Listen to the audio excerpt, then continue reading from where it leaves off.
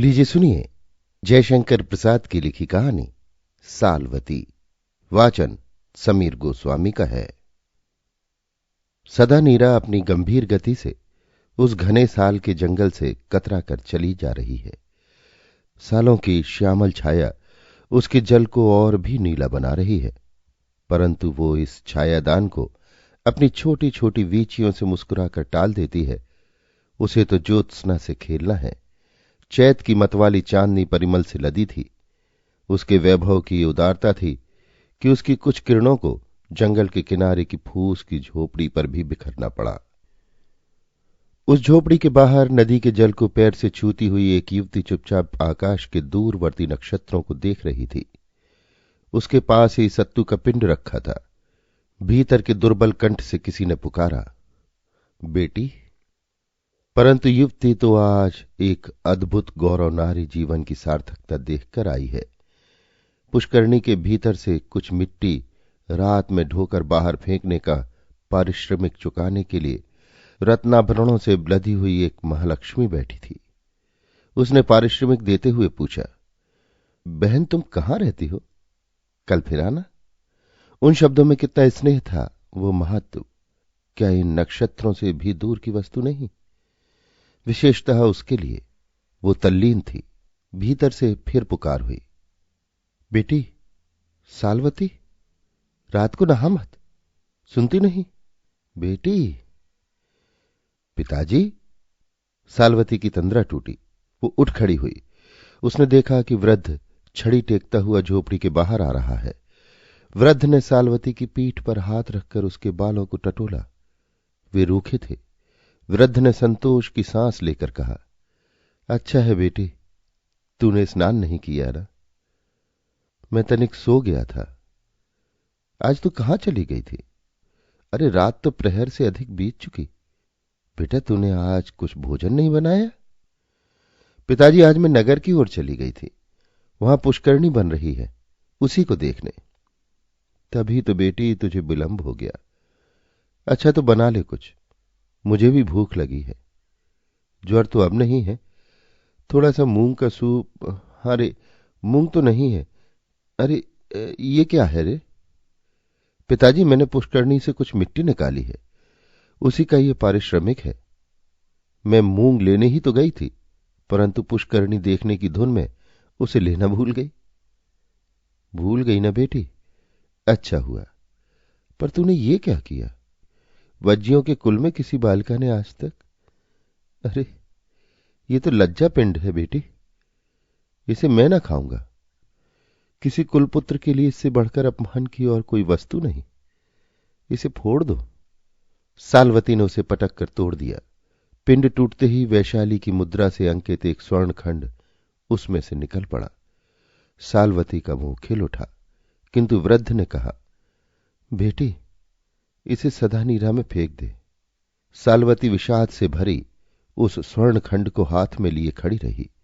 वृद्ध ने कहा, पागल लड़की, आज उपवास न करना होगा। तेरे मिट्टी ढोने का उचित पारिश्रमिक केवल ये सत्तू है, ये स्वर्ण का चमकीला टुकड़ा नहीं। पिताजी फिर आप। मैं आज रात को भी ज्वर का लंघन समझूंगा। जा ये सत्तू खाकर सदा नीरा का जल पीकर सो रहे। पिताजी मैं भी आज की रात बिना खाए बिता सकती हूं, परंतु मेरा एक संदेह है। पहले उसको फेंक दे, तब मुझसे कुछ पूछ। सालवती ने उसे फेंक दिया। तब एक निश्वास छोड़कर बुढ़ी ने कहना आरंभ किया, आर्यों का वो दल जो माधव के साथ ज्ञान की अग्नि मुंह में रखकर सदा नीरा के इस पार पहले पहल आया, विचारों की स्वतंत्रता का समर्थक था। कर्मकांडियों की महत्ता और उनकी पाखंड प्रियता का विरोधी वो दल सब प्रकार की मानसिक या नैतिक पराधीनता का कट्टर शत्रु था। जीवन पर उसने नए ढंग से विचार करना आरंभ किया। धर्म का ढोंग उसके लिए कुछ अर्थ नहीं रखता था। वो आर्यों का दल दार्शनिक था। उसने मनुष्यों की स्वतंत्रता का मूल्य चारों ओर से आंकना चाहा, और आज गंगा के उत्तरी तट पर विदेह, वज्जी, लिच्छवी और मल्लों का जो गणतंत्र अपनी ख्याति से सर्वोन्नत है, वो उन्हीं पूर्वजों की कीर्ति लेखा है। मैं भी उन्हीं का कुलपुत्र हूं। मैंने भी तीर्थंकरों के मुख से आत्मवाद अनात्मवाद के व्याख्यान सुने हैं, संघों से शास्त्रार्थ कराए हैं, उनको चातुर्मास कराया है। मैं भी दार्शनिकों में प्रसिद्ध था। बेटी, तू उसी धवल यश की दुहिता होकर किसी की दया पर अपना जीवन निर्वाह करे, ये मैं नहीं सहन कर सकता। बेटी, गणराज्य में जिन लोगों के पास प्रभुत धन है, उन लोगों ने निर्धन कुलीनों के निर्वाह के लिए ये गुप्त दान की प्रथा चलाई है कि अंधेरे में किसी से थोड़ा काम कराकर उसे कुछ स्वर्ण दे देना। क्या ये अनुग्रह नहीं है बेटी? है तो पिताजी, फिर ये कृतज्ञता और दया का भार तू उठावेगी? वही हम लोगों की संतान, जिन्होंने देवता और स्वर्ग का भी तिरस्कार किया था, मनुष्य की पूर्णता और समता का मंगल घोष किया था, उसी की संतान अनुग्रह का आश्रय ले? नहीं पिताजी, मैं अनुग्रह ना चाहूंगी। तू मेरी प्यारी बेटी है। जानती है बेटी, मैंने दार्शनिक वादों में सर्वस्व उड़ाकर अपना कौन सा सिद्धांत स्थिर किया है? नहीं पिताजी, आर्थिक पराधीनता ही संसार में दुख का कारण है। मनुष्य को उससे मुक्ति पानी चाहिए। मेरा इसीलिए उपास्य है स्वर्ण। किंतु आपका देवता कहां है? वृद्ध ठठाकर हंस पड़ा। उसने कहा, मेरा उपास्य मेरी झोपड़ी में है, इस सदानीरा में है और है मेरे परिश्रम में। सालवती चकित होकर देखने लगी। वृद्ध ने कहा, चौंक मत बेटी, मैं हिरण्यगर्भ का उपासक हूं। देख, सदानीरा की शिलाओं में स्वर्ण की प्रचुर मात्रा है।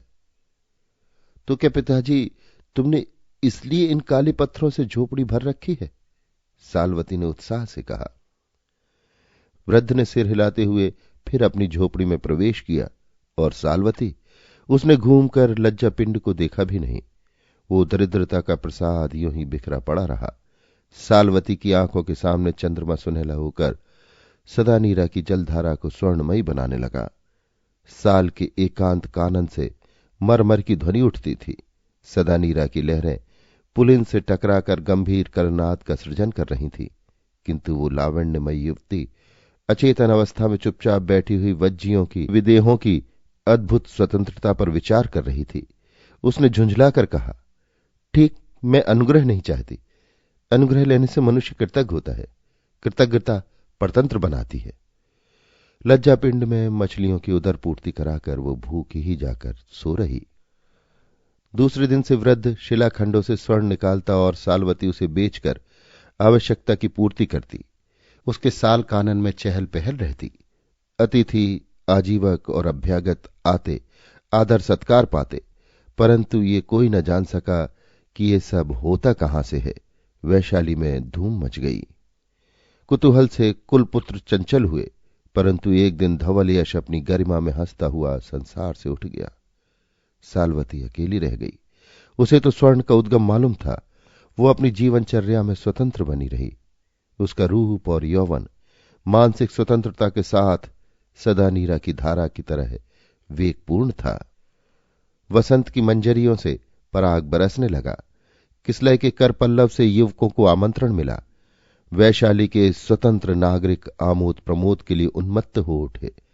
अशोक के लाल स्तवकों में मधुपों का मादक गुंजार नगर प्रांत को संगीतमय बना रहा था। तब कलशों में आसव लिए दासों के वृंद, वसंत कुसुमालंकृत युवतियों के दल कुलपुत्रों के साथ वसंतोत्सव के लिए वनों उपवनों में फैल गए। कुछ मन चले उस दूरवर्ती साल कानन में भी पहुंचे। सदानीरा के तट पर साल की निर्जन छाया में उनकी गोष्ठी जमी। इस दल में अन्य लोगों की अपेक्षा एक विशेषता थी कि इनके साथ कोई स्त्री न थी। दासों ने आसन बिछा दिए, खाने पीने की सामग्री रख दी गई। ये लोग संभ्रांत कुलपुत्र थे। कुछ गंभीर विचारक से वे युवक देव गंधर्व की तरह रूपवान थे। लंबी चौड़ी हड्डियों वाले व्यायाम से सुंदर शरीर पर दो एक आभूषण और काशी के बने हुए बहुमूल्य उत्तरीय रत्न जटित कटिबंध में कृपाणी, लच्छेदार बालों के ऊपर सुनहले पतले पटबंध और वसंतोत्सव के प्रधान चिन्ह स्वरूप दूर्वा और मधुक पुष्पों की सुरचित मालिका, उनके मांसल भुजदंड, कुछ कुछ आसव पान से अरुण नेत्र, तांबुल रंजित सुंदर अधर उस काल के भारतीय शारीरिक सौंदर्य के आदर्श प्रतिनिधि थे। वे बोलने के पहले थोड़ा मुस्कुराते, फिर मधुर शब्दों में अपने भावों को अभिव्यक्त करते थे। गिनती में वे 8 थे। उनके रथ दूर खड़े थे। दासों ने आवश्यक वस्तु सजाकर रथों के समीप आश्रय लिया। कुलपुत्रों का पान, भोजन और विनोद चला। एक ने कहा, भद्र अभिनंद, अपनी वीणा सुनाओ। दूसरे ने भी इस प्रस्ताव का अनुमोदन किया। अभिनंद के संकेत पर दास ने उसकी वीणा सामने लाकर रख दी। अभिनंद बजाने लगा। सब आनंद मग्न होकर सुनने लगे। अभिनंद ने एक विश्राम लिया। लोगों ने साधु साधु कहकर उसे अभिनंदित किया। सहसा अश्वों के पद शब्द सुनाई पड़े। सिंधु देश के 2 धवल अश्वों पर, जिनके स्वर्णांकार चमक रहे थे, चामर हिल रहे थे, पैरों में झांझें मधुर शब्द कर रही थी। 2 उच्च पदाधिकारी माननीय व्यक्तियों ने वहां पहुंचकर उन गोष्ठी के लोगों को चंचल कर दिया। उनके साथ के अन्य अश्वारोही रथों के समीप ही खड़े रहे, किंतु वे दोनों गोष्ठी के समीप आ गए। कुलपुत्रों ने एक को पहचाना। वो था उपराजा अभय कुमार। उन लोगों ने उठकर स्वागत और नमस्कार किया। उपराजा ने अश्व पर से ही पूछा, कुलपुत्रों की शुभकामना करते हुए मैं पूछ सकता हूं कि क्या कुलपुत्रों की प्रसन्नता इसी में है कि वे लोग अन्य नागरिकों से अलग अपने वसंतोत्सव का आनंद आप ही ले? उपराजा, हम लोग कृतज्ञ हैं। आप लोगों की गोष्ठी को वे प्रसन्नता से सुशोभित कर सकते हैं। हम लोग अनुग्रहित होंगे। किंतु मेरे साथ एक माननीय अतिथि हैं, पहले इनका परिचय करा दूं। बड़ी कृपा होगी। यह है मगध के महामंत्री, वैशाली का वसंतोत्सव देखने आए हैं। कुलपुत्रों ने मन में सोचा कि महामंत्री चतुर हैं। रथ पर न चढ़कर अश्व की वल्गा उसने अपने हाथ में रखी है।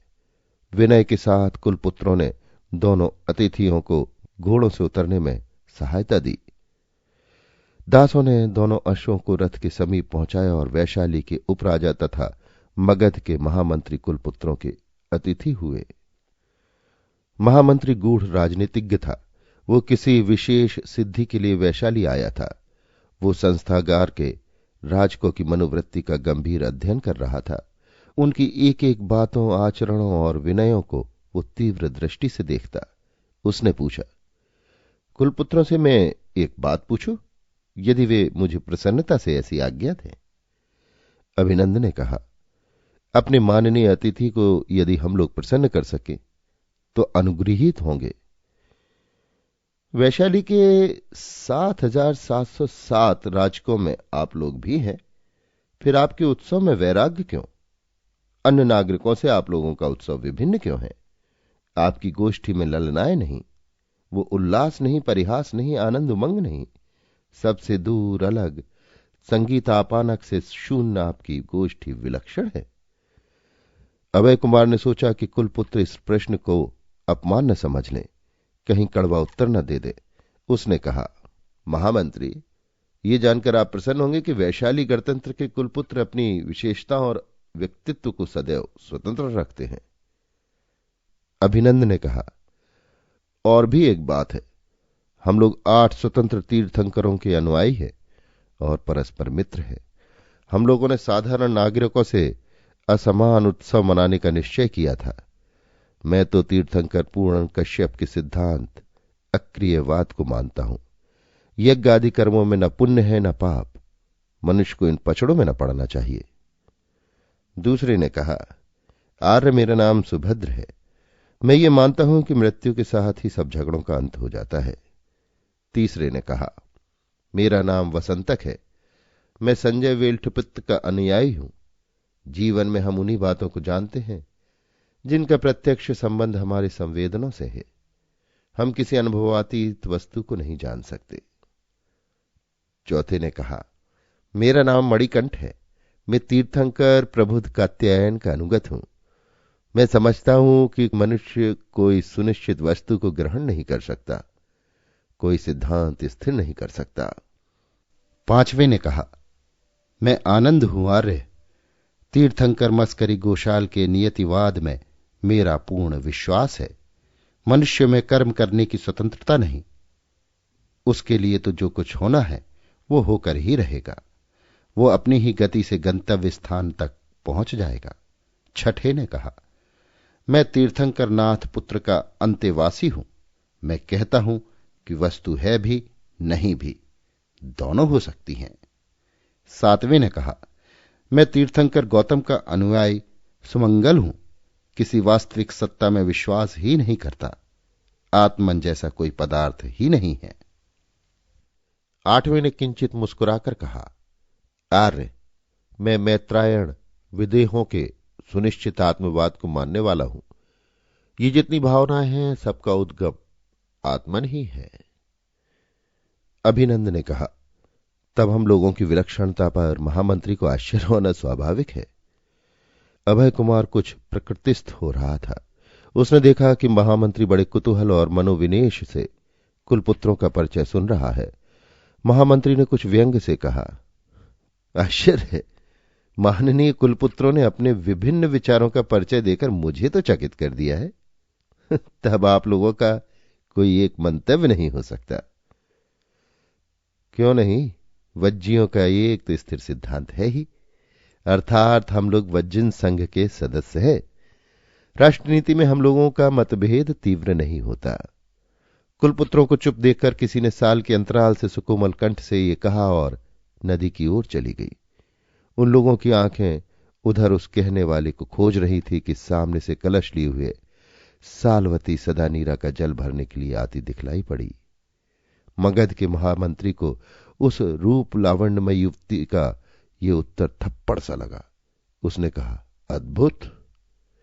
प्रसन्नता से महामंत्री की विमूढ़ता का आनंद लेते हुए अभय कुमार ने कहा, आश्चर्य कैसा आर्य, ऐसा सौंदर्य तो मगध में मैंने कोई देखा ही नहीं। वज्जियों का संग सब विभूतियों से संपन्न है।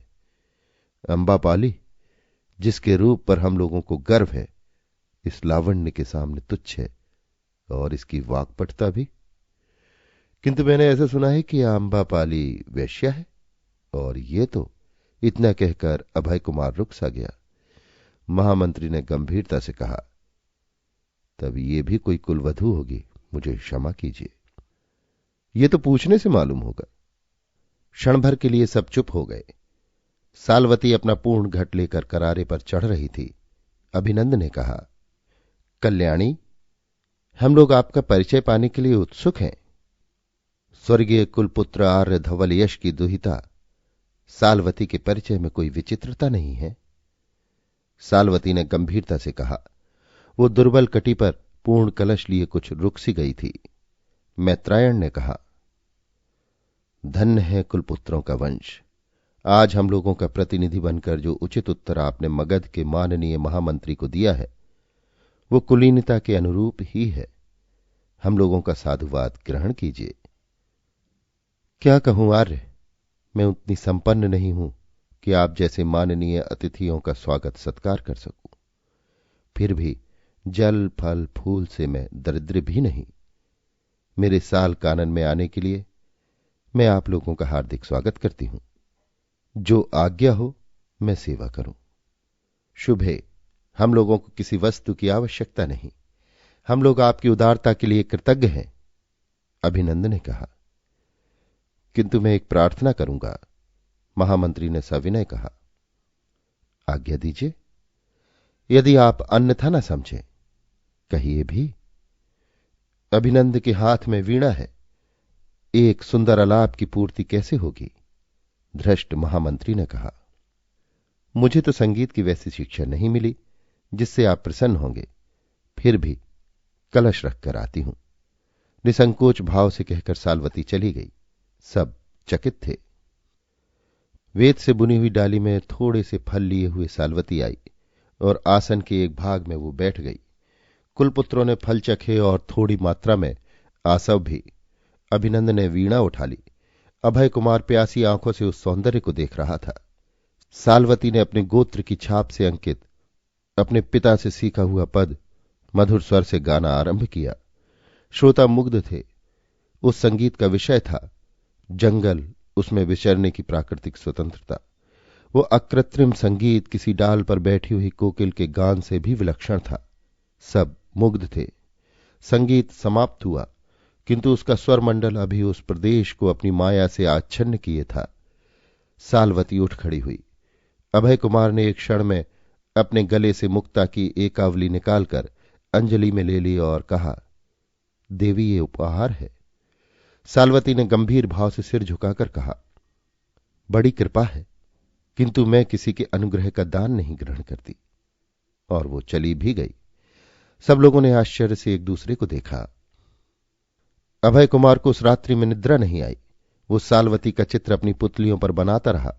प्रणय का जीवन अपने छोटे छोटे क्षणों में भी बहुत दीर्घजीवी होता है। रात किसी तरह कटी। अभय कुमार वास्तव में कुमार था और था वैशाली का उपराजा। नगर के उत्सव का प्रबंध उसी के हाथ में था। दूसरा प्रभात अपनी तृष्णा में लाल हो रहा था। अभय के हृदय में निदारूण अपमान भी चुभ रहा था, और चुभ रहा था उन दार्शनिक कुलपुत्रों का साव्यंग परिहास जो साल्वती के अनुग्रह न लेने पर उसकी स्वतंत्रता की विजय समझकर और भी तीव्र हो उठा। पुनश्च उन कुलपुत्रों की गोष्ठी उसी साल कानन में जमी रही। अभी उन लोगों ने स्नान आदि से निवृत्त होकर भोजन भी नहीं किया था कि दूर से तुर्रनाद सुनाई पड़ा। साथ में एक राजपुरुष उच्च कंठ से पुकारता था, आज अनंग पूजा के लिए वज्जियों के संग में से सबसे सुंदर कुमारी चुनी जाएगी।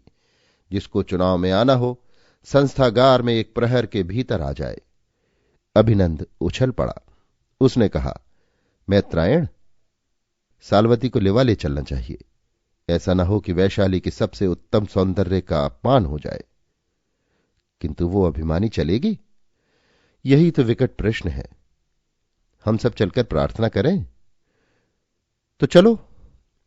सब अपना दुकूल संभालते हुए साल्वती की झोपड़ी की ओर चल पड़े। साल्वती अपना नियमित भोज्य चावल बना रही थी। उसके पास थोड़ा दूध और फल रखा था। उसने इन लोगों को आते देखकर सहज प्रसन्नता से मुस्कुराकर कहा, स्वागत। माननीय कुलपुत्रों को आतिथ्य ग्रहण करने के लिए मैं निमंत्रित करती हूं। उसने एक शुभ्र कंबल बिछा दिया। युवकों ने बैठते हुए कहा, किंतु हम लोग भी एक निमंत्रण देने आए हैं।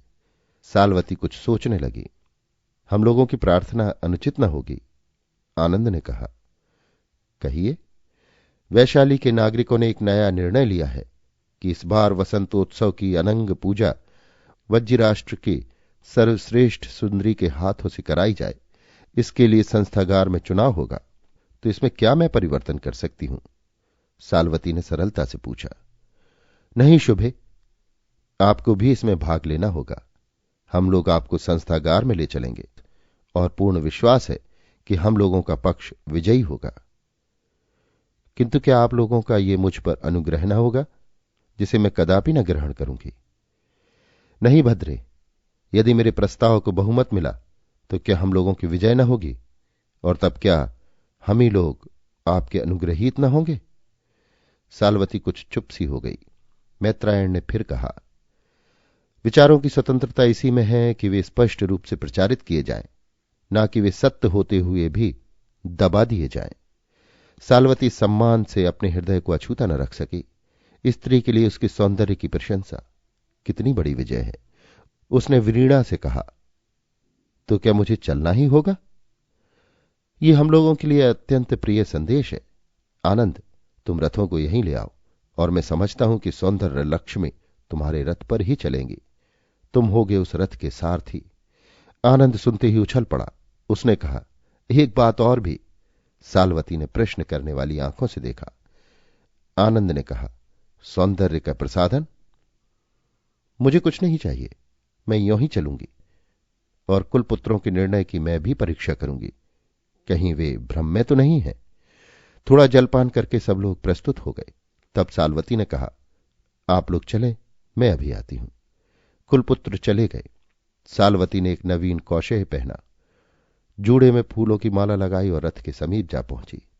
सारथी को हटाकर आनंद अपना रथ स्वयं हाँकने लगा। उस पर बैठी थी साल्वती, पीछे उसके कुलपुत्रों के 7 रथ थे। जब वे संस्थागार के राजपथ पर अग्रसर हो रहे थे तब भीड़ में आनंद और आश्चर्य के शब्द सुनाई पड़े। सुंदरियों का मुख अवनत हुआ। इन कुलपुत्रों को देखकर राजा ने पूछा, मेरे माननीय दार्शनिक कुलपुत्रों ने ये रत्न कहां पाया? कल्याणी साल्वती कुलपुत्र धवलयश की एकमात्र दुहिता है।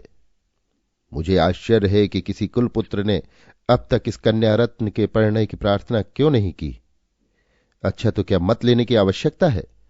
राजा ने गंभीर स्वर से पूछा।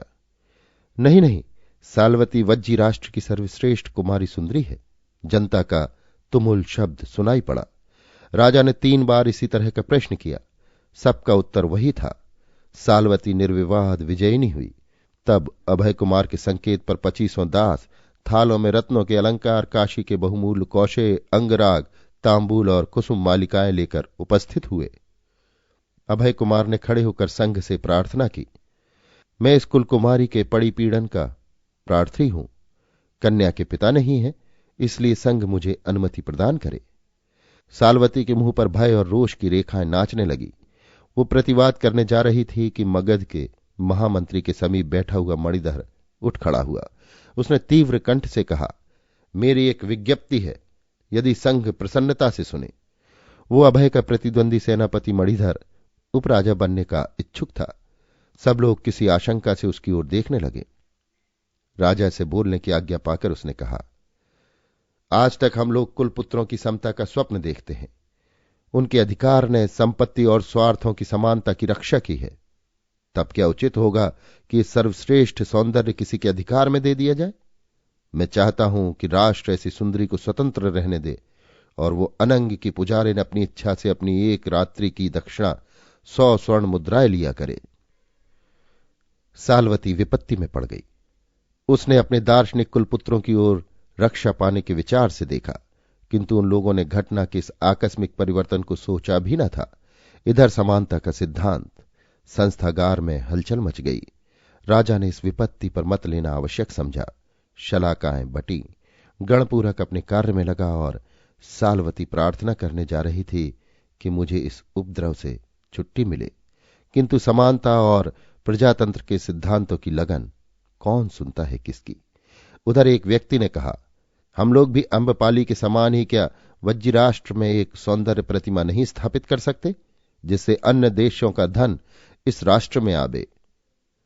अभय कुमार हतबुद्धि सा शोभ और रोष से कांप रहा था।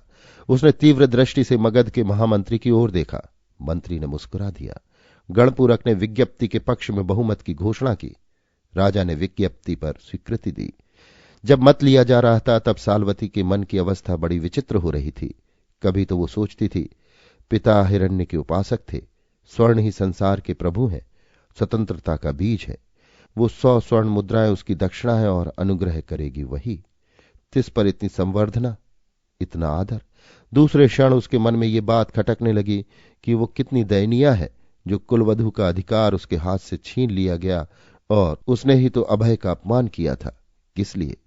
अनुग्रह न लेने का अभिमान। तो क्या मनुष्य को प्रायः वही करना पड़ता है जिसे वो नहीं चाहता? उसी ने मगध के महामंत्री के सामने प्रजातंत्र का उत्कर्ष बताया था। वही एक राज मगध का प्रतिनिधि यहां बैठा है। तब बहुमत की जय हो। वहां विरोध करना चाहती थी परंतु कर न सकी। उसने आनंद के नियतिवाद का एक बार मन में स्मरण किया और गंतव्य पथ पर वेग से चली। तब साल्वती को घेर कर कुलपुत्रों ने आनंद से उसका जय घोष किया। देखते देखते साल्वती के चरणों में उपहार के ढेर लग गए। वो रथ पर अनंग पूजा के स्थान पर चली, ठीक जैसे अपराधी वध स्थल की ओर।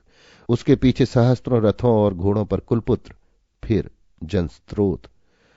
सब आज अपने गणतंत्र के सिद्धांत की विजय पर उन्मत्त थे। अभय कुमार जड़ सा वहीं खड़ा था।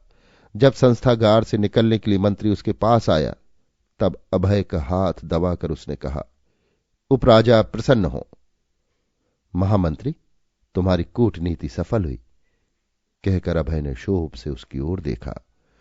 आप लोगों का राष्ट्र सचमुच स्वतंत्रता और समानता का उपासक है, मैं साधुवाद देता हूं। दोनों अपने रथों पर चढ़कर चले गए। साल्वती वैशाली की अप्सरा साल्वती अपने विभव और सौंदर्य में अद्वितीय थी।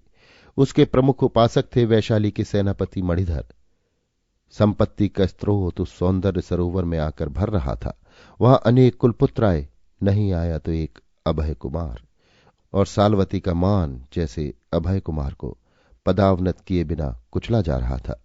वो उस दिन की एकावली पर आज अपना पूरा अधिकार समझती थी, किंतु वो अब कहां मिलने की। उसका हृदय तीव्र भावों से भर गया। आज वो चिंतामग्न थी। मगध का युद्ध वैशाली में भयानक समाचार भेज रहा था। मगध की पूर्ण विजय के साथ ये भी समाचार मिला कि सेनापति मणिधर उस युद्ध में मारे गए। वैशाली में रोष और उत्साह छा गया। नई सेना का संचालन करने के लिए आज संस्थागार में चुनाव होने वाला है। नगर की मुख्य महिलाएं कुमारियां उस सेनापति का अभिनंदन करने के लिए पुष्प रथों पर चढ़कर चली जा रही हैं। उसे भी जाना चाहिए। क्या मणिधर के लिए दुखी होना मानसिक परतंत्रता का चिन्ह है जिसे वो कभी स्वीकार न करेगी? वो भी उठी। आज उसके श्रृंगार का क्या कहना है? जिसके अभिमान पर वो जी रही थी, वही उसका सौंदर्य कितने आदर और प्रदर्शन की वस्तु है। उसे सब प्रकार से सजाकर मणियों की झिलमिल में पुष्पों से सजे हुए रथ पर चढ़कर साल्वती संस्थागार की ओर चली। कुछ मनचले नवयुवकों का जय घोष विरोध के स्वर में लुप्त हो गया। वो पीली पड़ गई। साधारण नागरिकों ने चिल्लाकर कहा, इसी के संसर्ग दोष से सेनापति मणिधर की पराजय हुई। एक ने कहा, ये मणिधर की काल भुजंगनी है। दूसरे ने कहा, ये वैशाली का अभिशाप है। तीसरे ने कहा, ये विचार स्वातंत्र के समुद्र का हलाहल है। साल्वती ने सारथी से कहा, रथ फेर दो। किंतु दूसरी ओर से अपार जनसमूह आ रहा था। बाध्य होकर साल्वती को राजपथ में एक ओर रुकना पड़ा। तुर्यनाद समीप आ रहा था। सैनिकों के शिरस्त्राण और भाले चमकने लगे। भालों के फलक उन्नत थे और उनसे भी उन्नत थे उन वीरों के मस्तक जो स्वदेश की स्वतंत्रता के लिए प्राण देने जा रहे थे। उस वीर वाहिनी में सिंधु देश के शुभ्र अश्वराज पर अभय कुमार आरूढ़ था। उसके मस्तक पर सेनापति का स्वर्ण पट्ट सुशोभित था। दाहिनी भुजा उठी हुई थी जिसमें नग्न खंग सारी जनता को अभिवादन कर रहा था और वीरों को रण निमंत्रण दे रही थी। उसके मुख पर की सहज मुस्कान। फूलों की वर्षा हो रही थी। वज्जियों की जय के रणनाद से वायुमंडल गूंज रहा था। उस वीर श्री को देखने, उसका आदर करने के लिए कौन उत्सुक नहीं था। साल्वती भी अपने रथ पर खड़ी हो गई थी। उसने भी एक सुरचित माला लक्ष्य साध कर फेंकी और वो उस खंग से जाकर लिपट गई। जनता तो भावोन्माद की अनुचरी है। सैकड़ों कंठ से साधु की ध्वनि निकली। अभय ने फेंकने वाली को देखा। दोनों के नेत्र मिले। साल्वती की आंखें नीची हो रही और अभय तंद्रालस जैसा हो गया, निश्चेष्ट। उसकी तंद्रा तब टूटी जब नवीन अश्वारोहियों का दल चतुष्पथ पर उसके स्वागत पर वीर गर्जन कर उठा। अभय कुमार ने देखा वे 8 दार्शनिक कुलपुत्र एक एक गुल्म के नायक हैं। उसका मन उत्साह से भर उठा। उसने क्षण भर में निश्चय किया कि जिस देश के दार्शनिक भी अस्त्र ग्रहण कर सकते हैं वो पराजित नहीं होगा। अभय कुमार ने उच्च कंठ से कहा, कुलपुत्रों की जय, सेनापति अभय कुमार की जय। कुलपुत्रों ने प्रत्युत्तर दिया, वज्जियों की जय। जनता ने जयनाद किया। वीर सेना युद्ध क्षेत्र की ओर चली और साल्वती दीन मलिन अपने उपवन को लौटी। उसने सब श्रृंगार उतार कर फेंक दिए। आज वो सबसे अधिक तिरस्कृत थी। वो धरनी में लौटने लगी। वसुधा पर सुकुमार यौवन लता सी वो निरवलंब पड़ी थी। आज जैसे उसने ये अनुभव किया कि नारी का अभिमान अकिंचन है। वो मुग्धा विलासनी अभी अभी संसार के सामने अपने अस्तित्व को मिथ्या माया सारहीन समझकर आई थी। वो अपने सुवासित अलकों को बिखराकर उसी में अपना मुंह छिपाए पड़ी थी। नीला उसकी मुंह लगी दासी थी और वो वास्तव में साल्वती को प्यार करती थी। उसने पास बैठकर धीरे धीरे उसके बालों को हटाया, आंसू पोंछे, गोद में सिर रख लिया। साल्वती ने प्रलय भरी आंखों से उसकी ओर देखा। नीला ने मधुर स्वर से कहा, स्वामिनी, ये शोक क्यों? साल्वती चुप रही। स्वामिनी, शैया पर चलो, इससे तो और भी कष्ट बढ़ने की संभावना है। कष्ट नीले? मुझे सुख ही कब मिला था? किंतु आपके शरीर के भीतर एक अन्य प्राणी की जो सृष्टि हो रही है उसे तो संभालना ही होगा। साल्वती जैसे नक्षत्र की तरह आकाश से गिर पड़ी। उसने कहा, कहती क्या है? नीला हंसकर बोली, स्वामी, अभी आपको अनुभव नहीं है। मैं जानती हूं ये मेरा मिथ्या प्रलोभन नहीं है। सालवती सब तरह से लुट गई। नीला ने उसे शैया पर लिटा दिया। उसने कहा, नीले, आज से मेरे सामने कोई ना आवे। मैं किसी को मुंह नहीं दिखाना चाहती। बस केवल तुम मेरे पास बनी रहो। सुकोमल शैया पर सालवती ने करवट ली। सहसा उसके सामने मणिधर का वो पत्र आया जिसे उसने रण क्षेत्र से भेजा था। उसने उठाकर पढ़ना आरंभ किया। वैशाली की सौंदर्य लक्ष्मी। वो रुक गई, सोचने लगी। मणिधर कितना मिथ्यावादी था। उसने एक कल्पित सत्य को साकार बना दिया। वैशाली में जो कभी ना था, उसने मुझे वही रूपा जीवा बनाकर क्या राष्ट्र का अनिष्ट नहीं किया? अवश्य देखो आगे क्या लिखता है। मेरा मन युद्ध में नहीं लगता है। लगता कैसे? रूप ज्वाला की शलभ, तुझे तो जल मरना था, तो उसे अपराध का दंड मिला। और स्वतंत्रता के नाम जो भ्रम का सृजन कर रही थी, उसका क्या हुआ? मैं साल वन की विहंगनी, आज मेरा सौंदर्य कहां है? और फिर प्रसव के बाद क्या होगा? वो रोती रही। सालवती के जीवन में रुदन का राज्य था। जितना ही वो अपनी स्वतंत्रता पर पहले सहसा प्रसन्न हो रही थी, उतना ही उस माननी का जीवन दुखपूर्ण हो गया। वो गर्भवती थी, उपवन से बाहर न निकलती थी और न कोई भीतर आने पाता। सालवती ने अपने को बंदी बना लिया। कई महीने बीत गए, फिर से मधुमास आया, पर सालवती का वसंत जैसे सदा के लिए चला गया था। उसने उपवन की प्राचीर में से सुना जैसे कोई तुर्रनाद के साथ पुकार रहा है, वज्जियों की सर्वश्रेष्ठ सुंदरी अनंग पूजा। आगे वो कुछ न सुन सकी। वो रोष से मूर्छित थी। विषाद से उसकी प्रसव पीड़ा भयानक हो रही थी। नीला ने उपचार किया। वैद्य के प्रयत्न से उस रात्रि में सालवती को एक सुंदर सी संतान हुई। सालवती ने अपने यौवन वन के कुठार को देखा। द्वंद्व से वो तड़पने लगी। मोह को मान ने पराजित किया। उसने कोमल फूलों की टोकरी में अच्छे वस्त्रों में लपेटकर उस सुकुमार शिशु को एक ओर गोधूली की शीतल छाया में रखवा दिया। वैद्य का मुंह सोने से बंद कर दिया गया। उसी दिन सालवती अपने सुविशाल भवन में लौट आई और उसी दिन अभय कुमार विजयी होकर अपने पथ से लौट रहा था। तब उसे एक सुंदर शिशु मिला। अभय उसे अपने साथ ले आया। प्रतियोगिता का दिन था। सालवती का सौंदर्य दर्प जागरूक हो गया था। उसने द्रक्षासव का घूंट लेकर मुकुर में अपनी प्रतिच्छाया देखी। उसको जैसे अकारण संदेह हुआ कि उसके फूलों की ऋतु बीत चली है। वो अपमान से भयभीत होकर बैठ रही। वैशाली विजय का उत्सव मना रही थी। उधर वसंत का भी समारोह था। सालवती को सब लोग भूल गए और अभय कुमार वो कदाचित नहीं भूला। कुछ कुछ क्रोध से, कुछ विषाद से और कुछ स्नेह से। संस्थागार में चुनाव की भीड़ थी। उसमें जो सुंदरी चुनी गई वो निर्विवाद नहीं चुनी जा सकी। अभय कुमार ने विरोध किया। आठों कुलपुत्रों ने उसका साथ देते हुए कहा, जो अनुपम सौंदर्य नहीं उसे वैश्या बनाना सौंदर्य बोध का अपमान करना है। किंतु बहुमत का शासन, चुनाव हो गया। वैशाली को अब वैश्याओं की अधिक आवश्यकता थी। सालवती ने सब समाचार अपनी शैया पर लेटे लेटे सुना। वो हंस पड़ी। उसने नीला से कहा, नीले, मेरे स्वर्ण भंडार में कमी तो नहीं है? नहीं स्वामिनी, इसका ध्यान रखना, मुझे आर्थिक परतंत्रता न भोगनी पड़े, इसकी संभावना नहीं, आप निश्चिंत रहें। किंतु सालवती, हाँ, वो स्वतंत्र थी, एक कंगाल की तरह जिसके पास कोई अधिकार नियंत्रण अपने पर भी नहीं, दूसरे पर भी नहीं। ऐसे 8 वसंत बीत गए। अभय कुमार अपने उद्यान में बैठा था। एक शुभ्र शिला पर उसकी वीणा रखी थी। 2 दास उसके सुगठित शरीर में सुगंधित तेल मर्दन कर रहे थे। सामने मंच पर एक सुंदर बालक अपनी क्रीड़ा सामग्री लिए व्यस्त था। अभय अपनी बनाई हुई कविता गुनगुना रहा था। वो बालक की अकृत्रिम हंसी पर लिखी गई थी। अभय के हृदय का समस्त संचित स्नेह उसी बालक में केंद्रीभूत था। अभय ने पूछा, आयुष्मान विजय, तुम भी आज मल्लशाला में चलोगे ना? बालक क्रीड़ा छोड़कर उठ खड़ा हुआ, जैसे वो सचमुच किसी से मल्ल युद्ध करने के लिए प्रस्तुत हो। उसने कहा, चलूंगा और लड़ूंगा भी। अभय ठठाकर हंस पड़ा। बालक कुछ संकुचित हो गया। फिर सहसा अभय को स्मरण हो गया कि उसे और भी कई काम है। वो स्नान के लिए उठने लगा कि संस्थागार की सन्निपात भेरी बज उठी। एक बार तो उसने कान खड़े किए, पर फिर अपने में लीन हो गया। मगध युद्ध के बाद उसने किसी विशेष पद के लिए कभी अपने को उपस्थित नहीं किया। वो जैसे वैशाली के शासन में भाग लेने के लिए उदासीन हो रहा था। स्वास्थ्य का बहाना करके उसने अवसर ग्रहण किया। उसके मगध युद्ध के सहायक 8 दार्शनिक कुलपुत्र उसके अभिन्न मित्र थे। वे भी अविवाहित थे।